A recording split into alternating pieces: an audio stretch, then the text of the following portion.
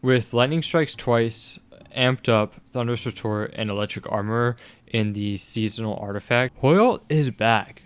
It is almost, if not as good as it was back in Season of the Plunder.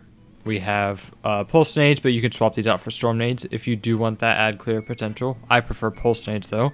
Same with your melee ability. You can use thunderclap, you can use shoulder charge.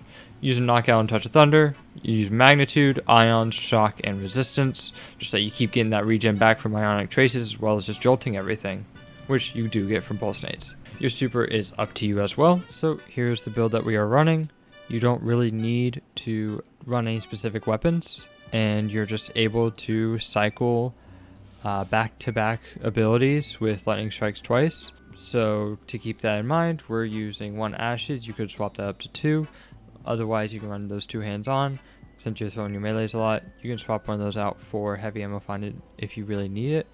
And then we have this momentum transfer and bolstering detonation just to get our class ability and our grenade back up a little bit easier. You're also able to just pick up these orbs from your grenades, and that gives you a good chunk of all your abilities back. And we don't run the special mods for that because they aren't as good as just running 3 separate ones.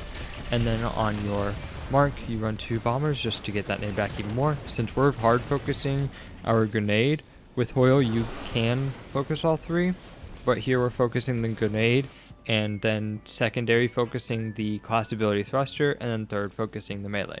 So it's kind of like a tier system of how I have this in my mind. So here's just Excess Guardian 2A, just to show you some way to cycle it.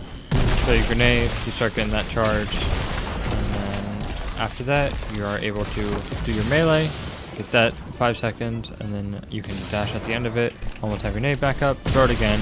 You get these ionic traces pretty quickly, and then you can just thunderclap again, or use your knockout, get those 5 seconds refreshed, and then yeah, it's pretty much just that same cycle over and over, just back to back to back. I'm not shooting any of my weapons, so not getting any sort of boost to Braytech Inheritance or anything like that, but it's pretty easy.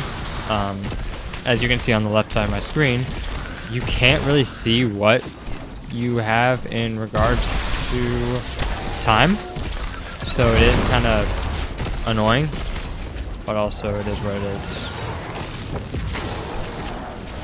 I'm a big fan of this build. I think that it's very enjoyable. I think it's pretty good. I don't know if it's better than point contact, but I'm definitely enjoying it as a sort of mix up and kind of an homage back to Plunder.